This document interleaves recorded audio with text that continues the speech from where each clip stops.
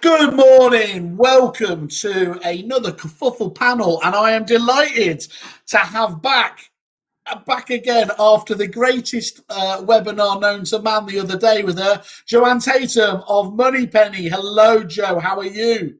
I'm very well, Simon. Thank you for having me yet again. As you can, I was going to say, as you can see, this time? well, nothing. Hence me being in the office. Yeah, so back. Really pleased to say that I'm back in head office today. The first time in a long time. Obviously, with us being in Wales, how our lockdown has been lifted. So yeah, nice to see that I've got Moneypenny in the background. You basically come on here to taunt everyone in England who's obviously like me and Lars, locked down and you know, over his shoulder there, just relying on coffee machines because that's all we've got to look forward to. So thanks for that. Well, anyway, and Lars, how are you from the fabulous Keatons and indeed now prop tech in its own right area? How are you? I'm very good. Yes, very good. You're joining me on two fronts today, Simon and Joe. Thank you. It's my first time on the wonderful Kerfuffle webinar, so thanks for having me. And yeah, we'll be touching a little bit on Keaton's relationship with Moneypenny, wonderful Moneypenny, and then also touching on our relationship, our new partnership with Moneypenny. So yes, lots to chat through. Yeah, you couldn't get enough of them from a client point of view. She thought we're going to work for them as prop tech partners. Yeah, no, it's been going well for the last couple of years. So yes, I'm primarily an estate agent, as you know, Simon. I'm not a techie, but crossing both Keatons and Eric gives me good insight and opportunity to help on both fronts and speak about both fronts. So, oh, great. I'm obviously very biased, but when you've got two, they're obviously you're both top rated in terms of area and Moneypenny on the site. So whenever we see these tie-ups together, it always gets my attention, and I think certainly actually gets the attention of the public in general working close together. But I'm going to ask you just a question to start off with. You know, here we are. Let's you know, apart from Joe obviously being able to get back in, we've really ridden the first wave of the lockdown now. How has this prepared you, do you think, for the second wave? Can we kick off with you, Lars, just to kick off from an agency point of view? Yeah, well, I think first and foremost, the second wave is going to be different. I think that's already proven in the second lockdown is going to be different, I should say. So we're already a week into it, and well, it's only a month. I know there's a time stamp on that, and you know the time will tell whether it goes longer, but hopefully it is just a month. So I think that automatically changed the dynamic completely. But look, just from being at the cold face and at the front end of our teams at Keatons, certainly in London, the public are much more informed and know how to go about their day-to-day business and still stay COVID safe. And I think that's the key difference from the first lockdown. People didn't know how the disease was going to personally affect them, let alone worry about their business too much and how they'll go about essential business. But now people can be COVID safe, still go about their essential day-to-day business. And we're finding that in London and at Keatons, people are still prepared to have valuations, people are still prepared to have viewings. We're obviously COVID safe anyway when we go to visit people or have people come into the office. So far, things have just carried on as normal post-lockdown, and that's been positive. Yeah, isn't it? It's a bit strange, isn't it? Because actually, whereas the first lockdown felt like, we really hit a brick wall, this second one, especially because to a large degree, agents have been given a dispensation to continue working. Agents are definitely taking advantage of that, aren't they? Absolutely, yeah. It doesn't, not a lot's changed out in the streets of London. I'm sure that's pretty much the same story throughout England. So onwards and upwards, and hopefully we have another good month from the previous good months that we've been having. Perfect. Let's hope it never ends. Yeah. From your point of view, Joe, what did you learn from that first lockdown, and how has it taken you into this one? Well, obviously, during the first lockdown, we had to, as a company, transition to home working really quickly, and having a team of 700 plus working from our fabulous head office here, that was a mammoth task. But obviously, when we came out of lockdown in the first instance, we had really managed that really well. It worked well, but we then started phasing everyone to come back into the office. We put a lot of resource and effort into new services during the first lockdown as well, which I think has put us in a really good position now for moving forward. We actually went on a major recruitment drive as well. We recruited, I think, about 186 new telephone answering receptionists in the last 4 months or so. And about 28% of those we've actually put into our property team as well. So we've definitely seen a steep increase following the restrictions being lifted on the first time. We kind of thought that they would drop due to the pent up demand, but it didn't. Our call volumes were about 190% up on pre-lockdown, which is pretty crazy. And then throughout July and August, they were still quite consistent, quite high. Hence why we then needed to recruit the additional receptionists in to make sure we were there to service the calls coming in for our clients. That's a feat of recruitment that's got to be can only be admired there. I mean, it's a good job you guys are working from home to a large degree, isn't it? Because you wouldn't be, you'd need another building now, wouldn't you? With all those I know, it is getting like that. I drove in for the first time this morning and looked at the car park and was like, oh, right, okay, this is quite busy. all those, car park fights now. Used to have all that lovely space, but anyway, well, it's great to hear, and I'm not surprised. I mean, just looking at that, and in my head, it feels that, you know, not that you want to obviously talk about being a beneficiary, but just it just seems obvious that actually many agents have returned back, with less staff because of furloughing and everything else there. Obviously, we've suddenly hit a really busy market as well. So Moneypenny obviously should be feeling it. Is that what you've experienced? What were the changes in call and chat volume since that first lockdown, and what do you predict it's going to be kind of for the second lockdown? Well, we don't expect call volumes to slow down in the second phase. As you've both said, the property market is still staying open, which is great for all of our clients. They can still go out there and do their day-to-day jobs, which is amazing. But we're not seeing a slowdown in demand at all. And that's both for telephone answering and for live chat. So there is a need for Moneypenny to be here.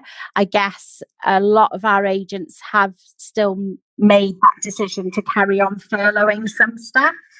So again, they're relying on us a little bit more during this next 3 weeks. I think you've got left in it already, isn't it? I think you're just coming into finishing the first week. So I think that's going to carry on as well. We don't envisage that it's going to have an effect on the volumes. They're still going to be quite high. Okay, right. And just remind us again, how did you manage to support agents through and indeed post lockdown? So we helped with the fluctuating call volumes and chat volumes when the market reopened. We definitely knew that there was a surge in those calls coming through, and we knew that a lot of staff were not in agency still. So we offered digital switchboard. So we offered free digital switchboard to clients that didn't have that technology available to them, and also live chat as a software only package, which we've never ever done. So those were some of the things that we offered our clients to help them during some really tricky times. Interestingly enough, those clients that did take advantage of the free digital switchboard have now transitioned over to telephone answering with the dedicated property team. So it's just reiterated again that there's that need for that human interaction. People much prefer to have a conversation with someone. Yeah. So the clues in the name, Joe. I'm Simple Simon. Just tell me again, really, really easy. Just give us an overview of what a digital switchboard does from an agent point of view. So digital switchboard was all about technology, so having calls routed through voice recognition. So it could either go to sales and lettings, or it could go to individual employees within the business, but there was no human interaction with it. If nobody was available, it would just go through to their normal voicemail, etc.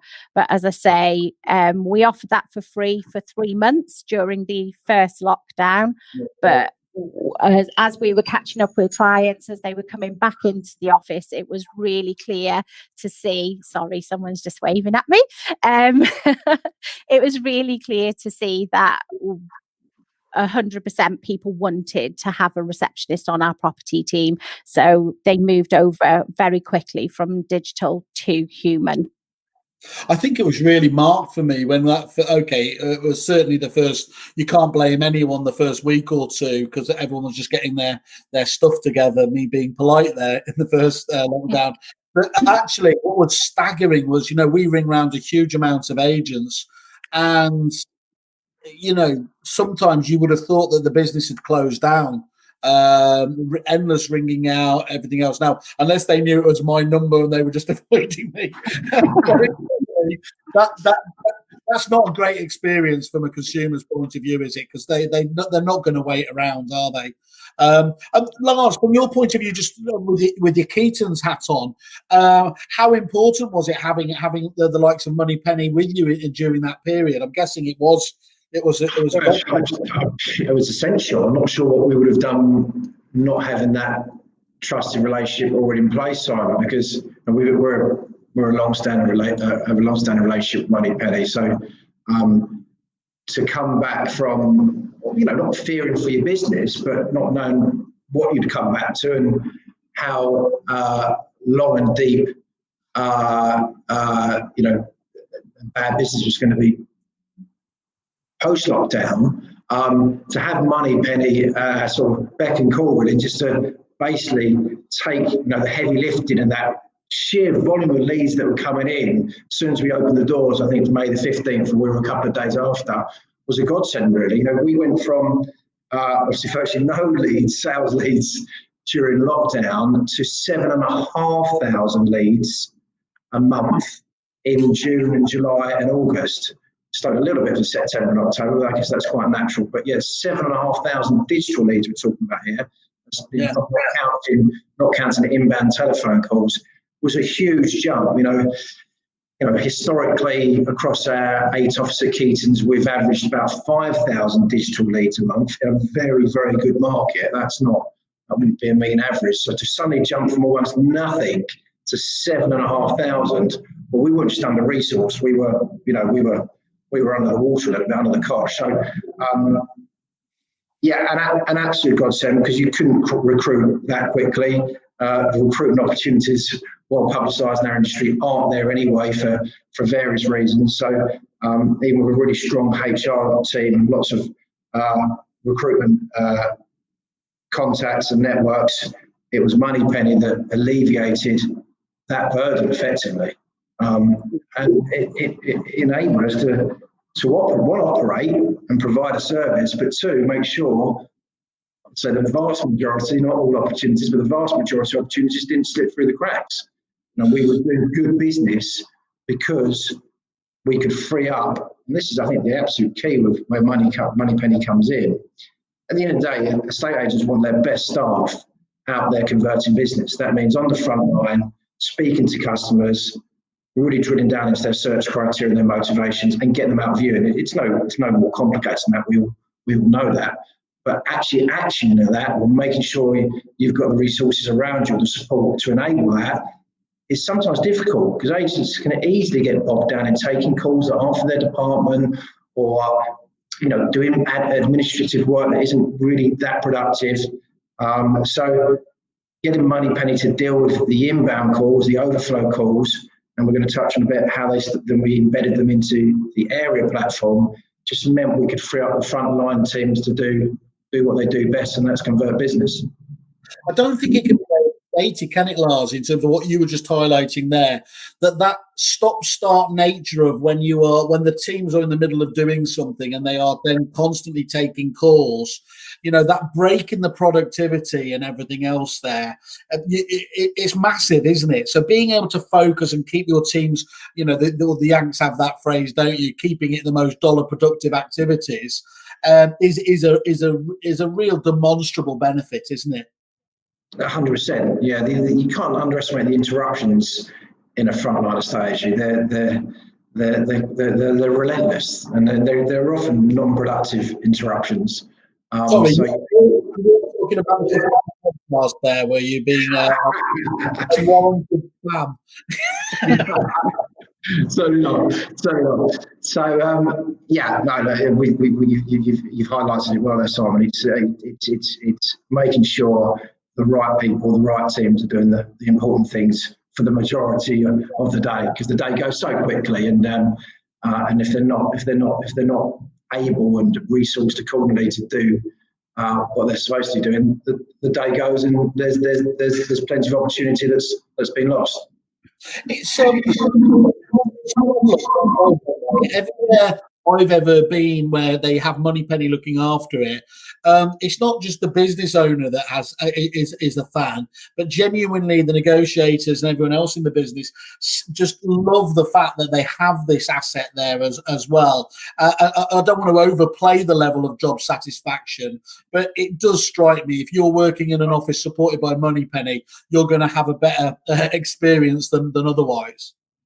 Yeah, we've like many of us, we've been to Moneypenny's head offices, and you can't be nothing but impressed by the environment, and that absolutely filters down to all their teams, and then filters down to the service they provide our customers. So we've witnessed that firsthand, and I don't know. I think for me, in terms of expressing our long-standing relationship with Moneypenny, purely from a Keaton's perspective, I think the greatest compliment I can pay to them is that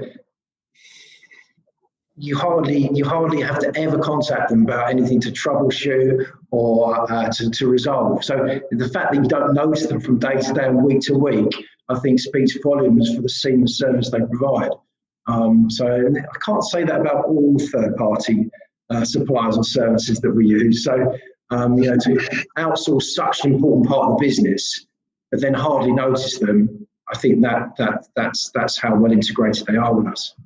Well, I always encourage anybody to get to Moneypenny if you can do it. In terms of, I've been lucky enough to be around some of the genuinely the best, not just agencies, but best businesses around the world. Your Googles, and I still don't hold any of them ahead of Moneypenny in terms of the culture and the work environment they've created there. So it's worth a visit just for that. And it's not every day that you get greeted by a gorilla at the door. This is where I need to check that everyone else has seen that and it's not just me imagining it. So, I didn't see that one. The elephant on one side and the gorilla on the other. That's how it is. Thank you for that. That's really, I think it's just so vital to hear from people that, especially such a top agency as Keaton's there, to understand what the value is, because of course so often people get caught up in the nuts and bolts, and of course price is important there, and Moneypenny is not cheap. We really need to say it fits in that great Goldilocks zone in terms of it's not too expensive, it's not too cheap. But if you're looking to drive this down just purely on a price basis, you're really missing out on what the huge benefits that Moneypenny brings to the table is about, I think, anyway. So talk us through again, just Joe, just talk us through from who was it that saw the opportunity between area in particular here and Moneypenny? How did it develop? And just talk us through that. Okay, so going back to when we were in the first lockdown, that gave us lots of time to look at the strategy of Moneypenny and what we're going to do as a business moving forward.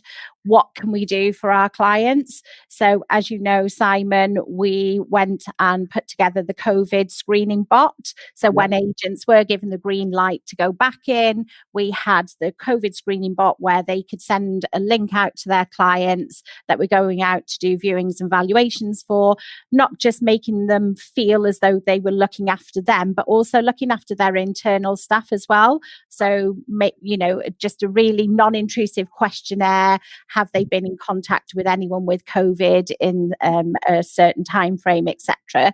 So we used that. We also then did lots of sessions with our existing clients, and over and over and over again, area kept coming up. It was part of the conversation. So we created a whole new team for outbound calling. So whether it's qualifying prospects, arranging viewings or valuations, following up on appointments, viewing feedback, we know that a lot of our clients, when they came back into the office, they were going out doing lots of viewings, but they were then struggling to do the follow-up process for that. Maintaining existing clients' relationships, warming up old leads, etc. This is what we thought our outbound new service would do. So we've got an amazing team that are doing that. But again, as I said, area kept coming up a lot during those conversations. So that's where we then decided to get in touch with Kai and Lars and discuss about how we could work together to provide, I think we went with outbound calling first, wasn't it, Lars? What we could do with any clients utilising area, and then looking at Moneypenny to go and do the outbound calls for them. So that's where we started. So I think it was over a few months that we went into development, and Lars had a great relationship with the likes of Sarah Baker on our development team. About what we could do and how we could integrate with area for those calls, the outbound calls. So with the outbound calling, just to reiterate, when we are doing those calls as well, it is as though we're calling out as part of Keaton's. So when we make an outbound call to a client, it does actually display the Keaton's telephone number rather than the Moneypenny. So the person receiving that call is none the wiser that it's not someone internal. It's indistinguishable, isn't it? From it's true white label service. It's albeit with a wonderful Welsh lilt. Actually, that's not even true. You've got loads of people actually who don't have that. But anyway, the best accent in the world anyway. So that's great. And Lars, I guess from your point of view, as I know many of our clients and my colleagues in the industry, they were just Basil Fawlty style kissing the air, weren't they? Finally hearing that Moneypenny were going to offer this outbound service, which I know you guys have if you must have had millions of requests to just add that into your mix, but you were, I think it's fair to say, Joe, you were really, really keen to make sure that when it was done absolutely right, wasn't it? But Lars, just on that point, Lars, obviously you bought into it. How when you heard that was going to happen, what did you think? Yeah, it was not a pleasant surprise, but it was a nice surprise to find out how many mutual clients we had. And obviously, Moneypenny's client base is much bigger than ours, needless to say. But we've got some great agents that we both represent, and his area with a software that's a solution to the digital issues that area agents had coming out of lockdown, which was the sheer volume. How could they process this amount of digital leads? And then we've got this great relationship and well-known industry-leading company, Moneypenny, that provide the resources to process those leads through telephone calls. So it was how we could stitch the two together.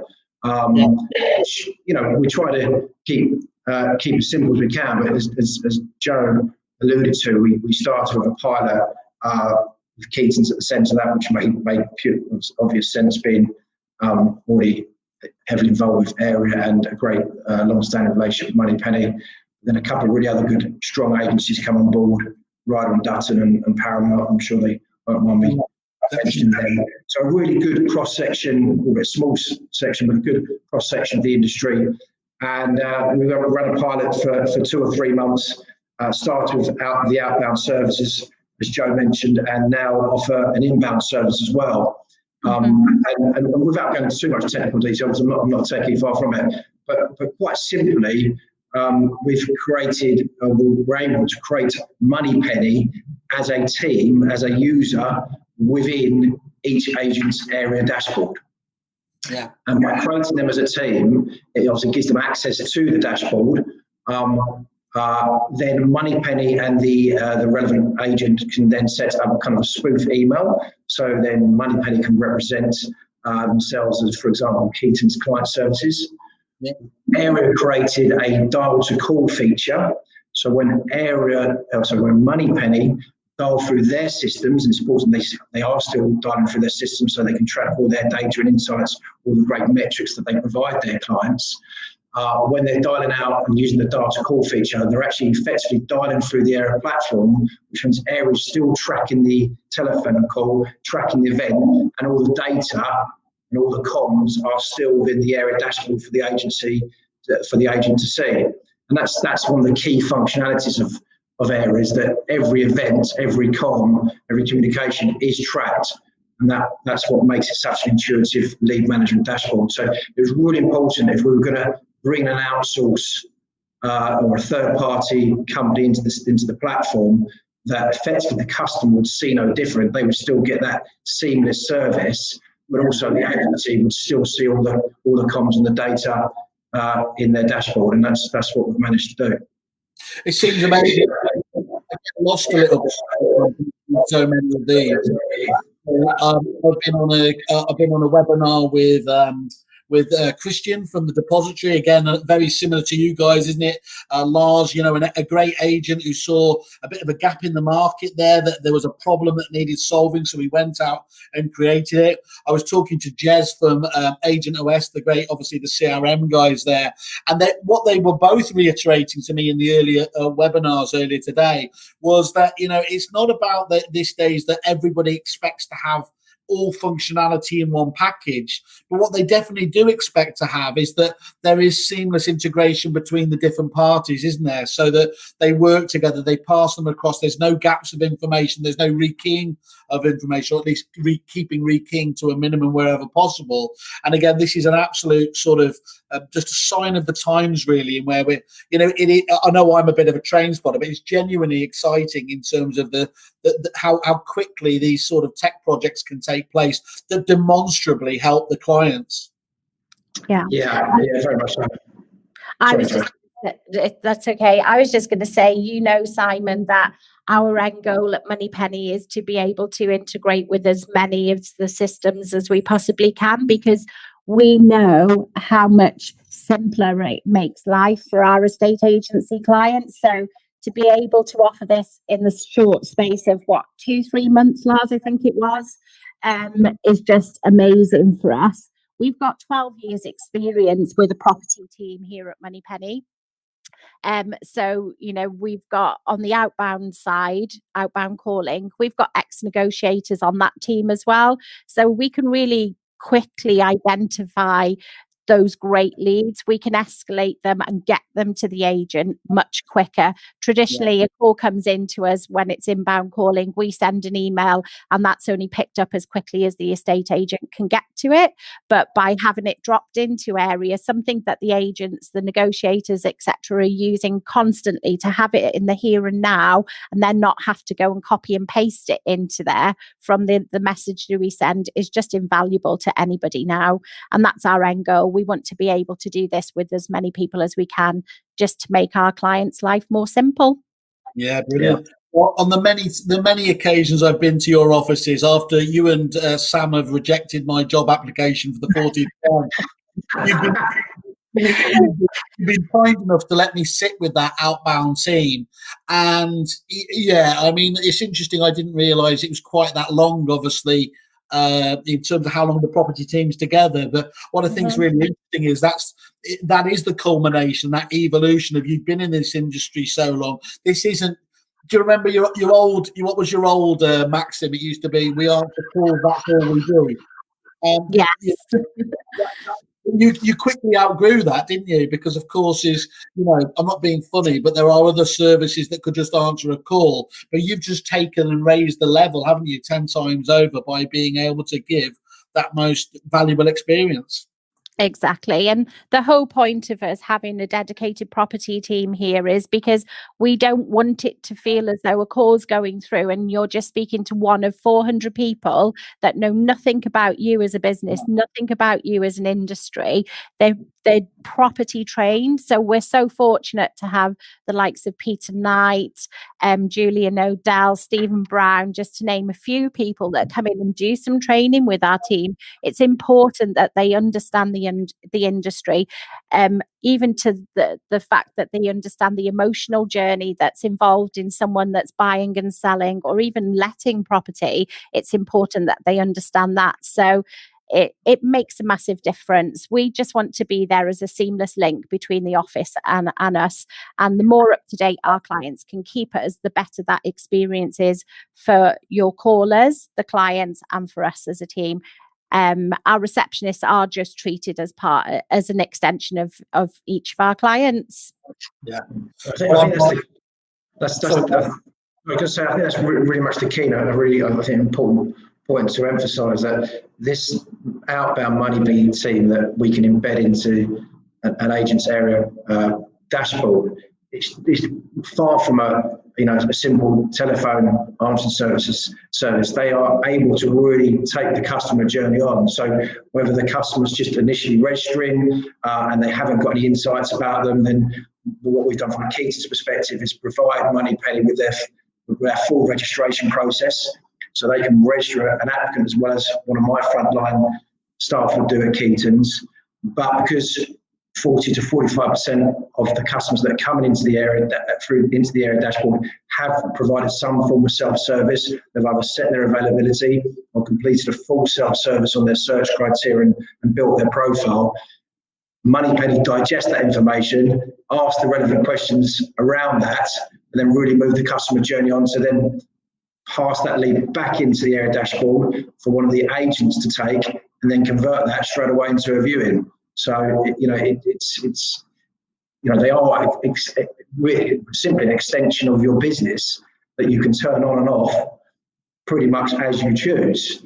And I think that's the key, the flexibility. Agents can't recruit for, obviously post-lockdown was a moment in time, but to have that flexibility of turning on a third-party service such as Moneypenny, not just for inbound calls but also for your digital leads, we think it's quite a unique partnership in that way.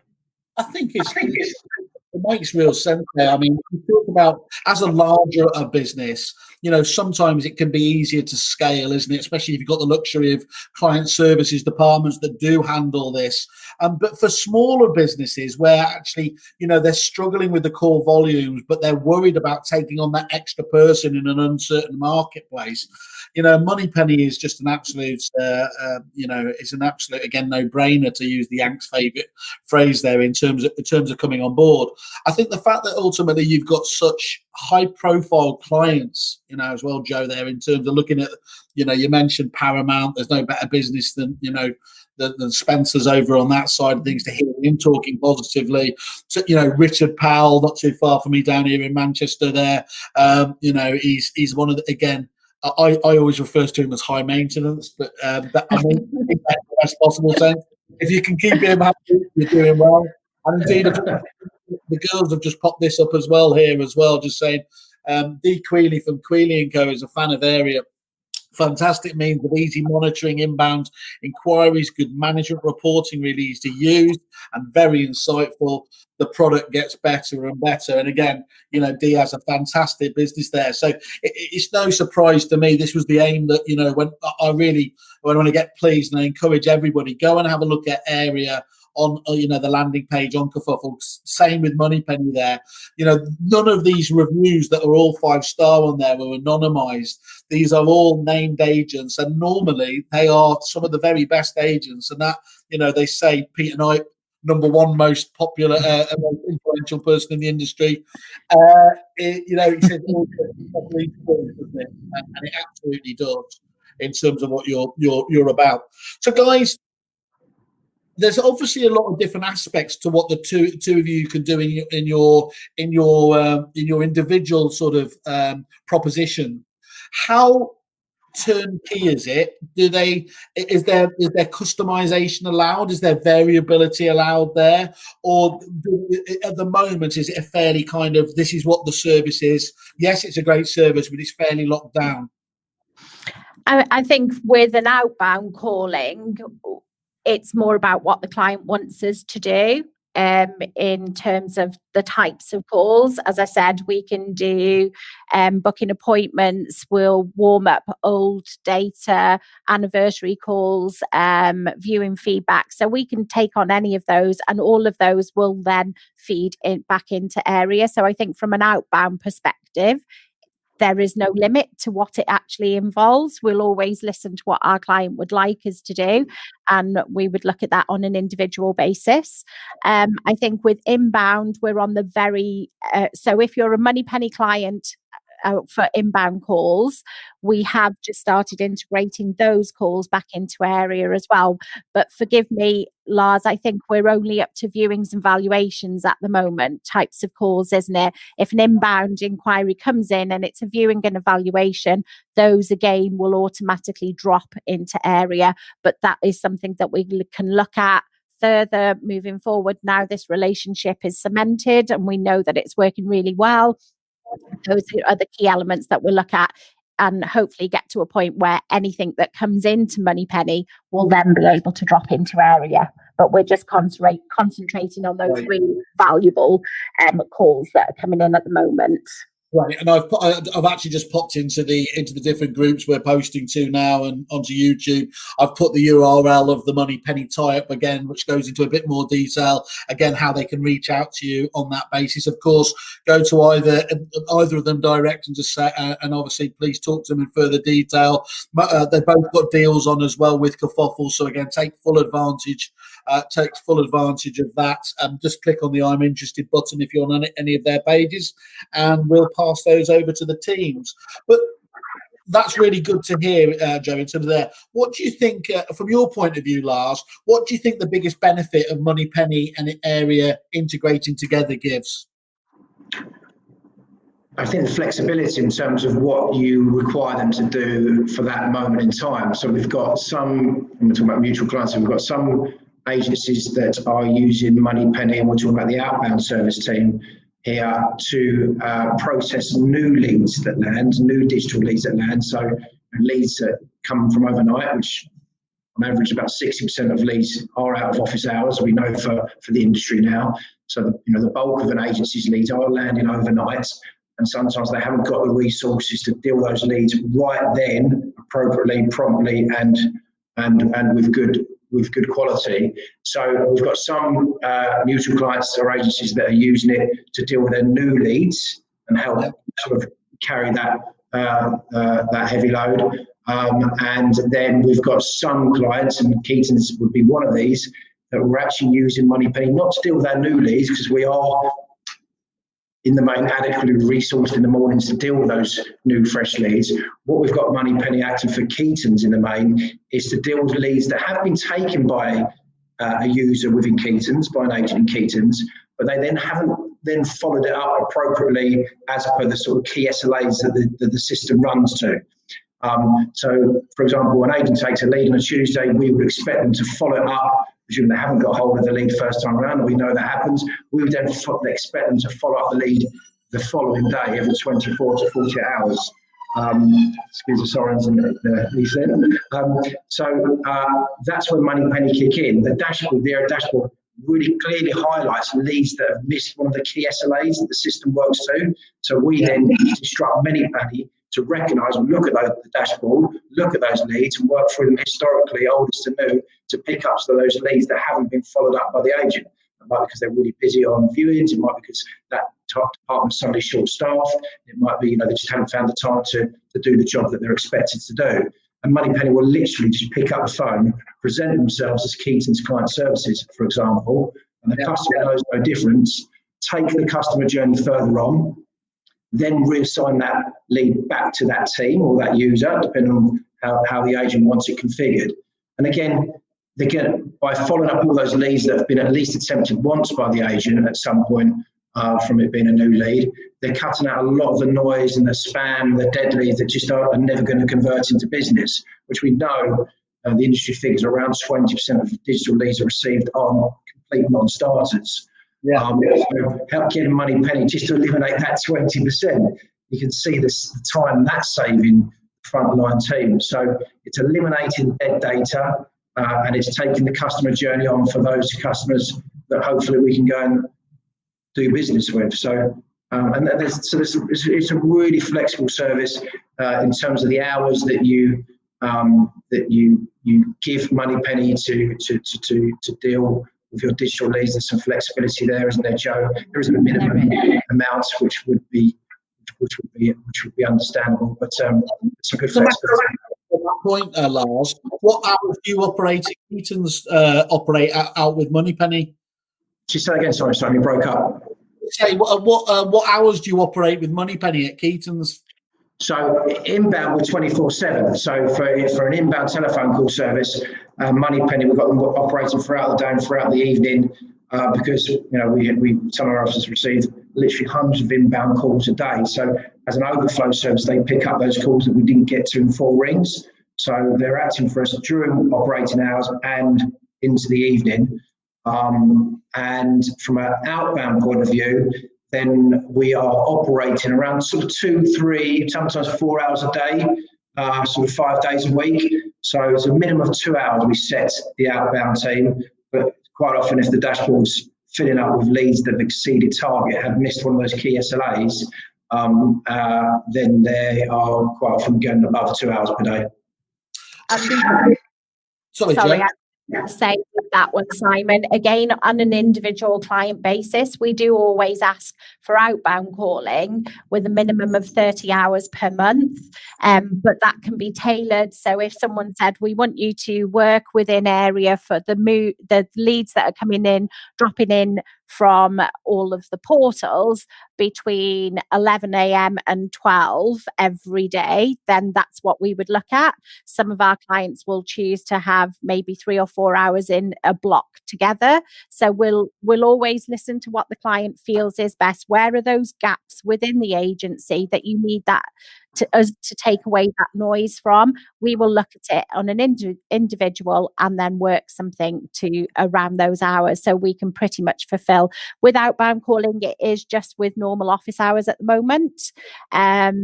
But who knows? You know us, we never sit still for too long. So that could be something that we move forward with, where we're able to deal with those leads coming in from the portals at 8, 9 o'clock in the evening. But certainly within normal office hours, it's pretty flexible what we can do. Cool. And in terms of the commercials, do clients that want to take advantage of this, do they need to pay any more for the tie-up, or do they just need to sign up with both of you individually and on the services, and then you two will work together in the background to make that happen?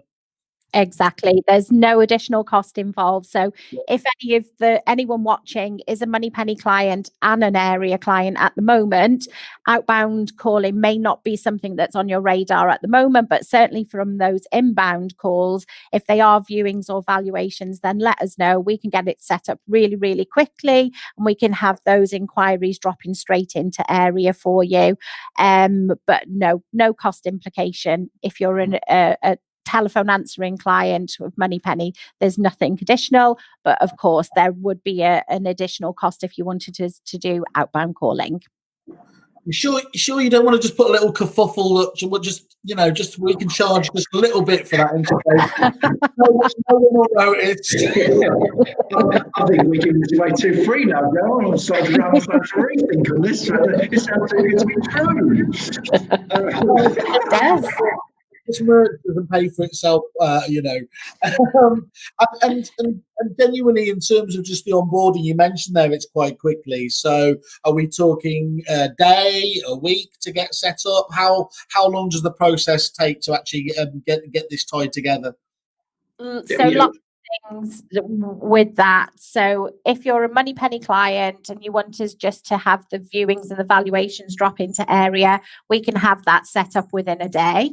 I think for outbound calling, it is a little bit longer because we want to have a really good conversation with the client just to be sure what types of calls do you want us to do, what questions are we going to be answering, and that can probably take a little bit longer. But I mean, with getting set up with area, it's very simple, and we'll do between Moneypenny and area, we'll do all the heavy lifting for you. Brilliant. Yeah. Well, I just think it's an exceptional tie-up, guys, in all honesty. I'm not saying this, Joanne, because of your cat Caesar, but it's customer service catnip, this is.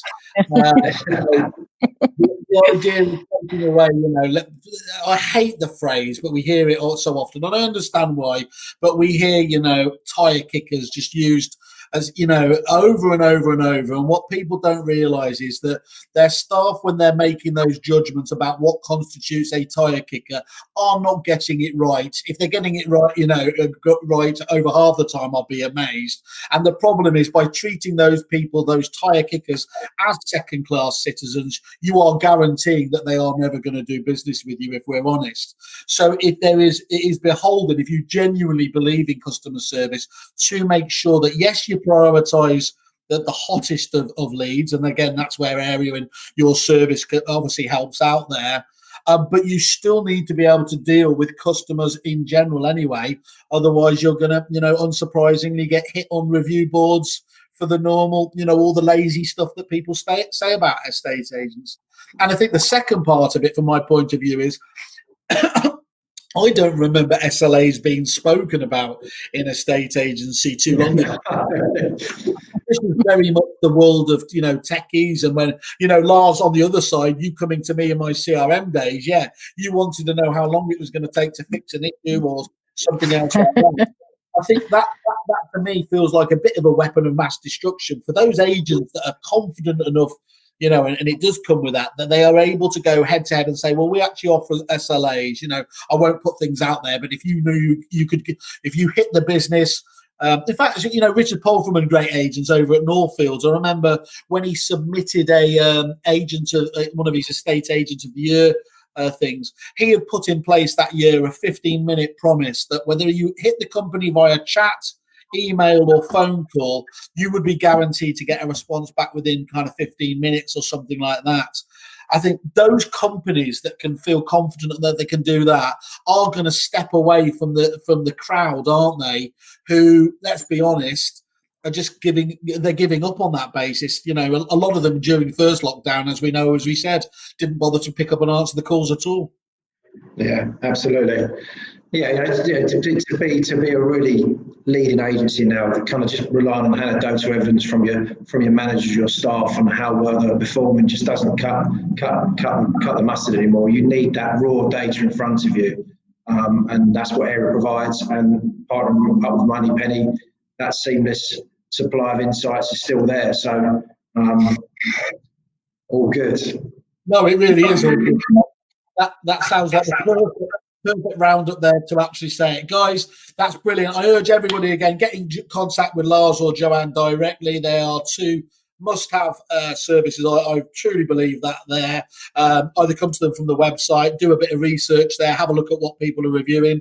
And guys, we need to catch up soon, obviously, and talk to a few more of the clients as to how this tie-up works for indeed your mutual clients going forwards. Definitely. We look forward to coming on another one and having more people join us and see what the future holds for us all. It's exciting times. We're really, really excited about this partnership, and I'm sure we'll continue to add to it as time goes by. Well, there aren't too many partnerships out there like it. So again, hats off. Hats off, and indeed, double hats off to head there. Lars, Joanne, fantastic. Thanks, Simon. Thanks for having me. Catch up with you all soon. Thanks for having us. Take care.